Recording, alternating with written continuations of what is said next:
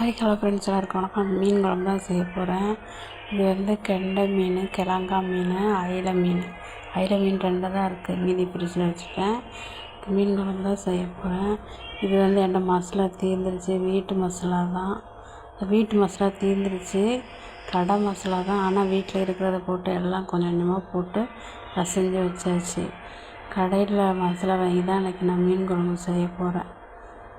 இதில் வந்து கார்ன்ஃப்ளவர், இது வந்து தேங்காய், தக்காளி, சின்ன வெங்காயம் அரைச்சி வச்சுருக்கேன்.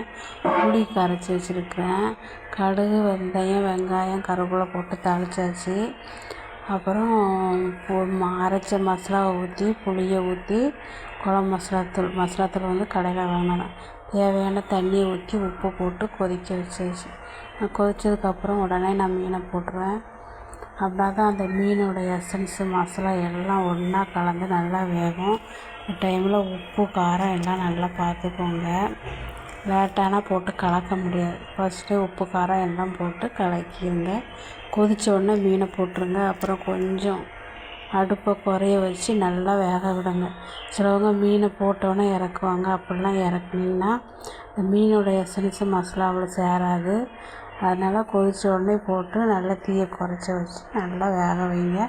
நல்லா எண்ணெய் மிதக்கிற வரைக்கும் குழம்பு டேஸ்ட்டு, மீனோட எசன்ஸ்லாம் இறங்கி குழம்பு டேஸ்ட் நல்லா சூப்பராக இருக்கும்.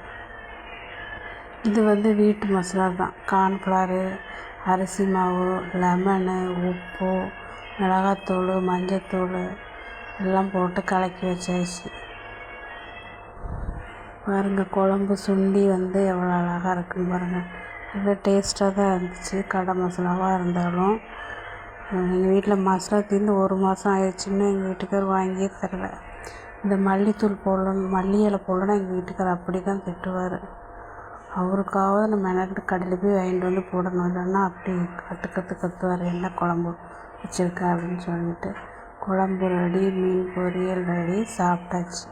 இதுதான் எங்கள் வீட்டு சண்டே ஸ்பெஷல். நீங்களும் இந்த மெத்தடில் குழம்பு செஞ்சு சாப்பிடுங்க, நல்லா டேஸ்ட்டாக இருக்கும். ஓகே, டாட்டா பாய். சேனலுக்கு சப்ஸ்கிரைப் பண்ணுங்கள், லைக் பண்ணுங்கள், ஷேர் பண்ணுங்கள், வீடியோ பார்த்து என்ஜாய் பண்ணுங்கள்.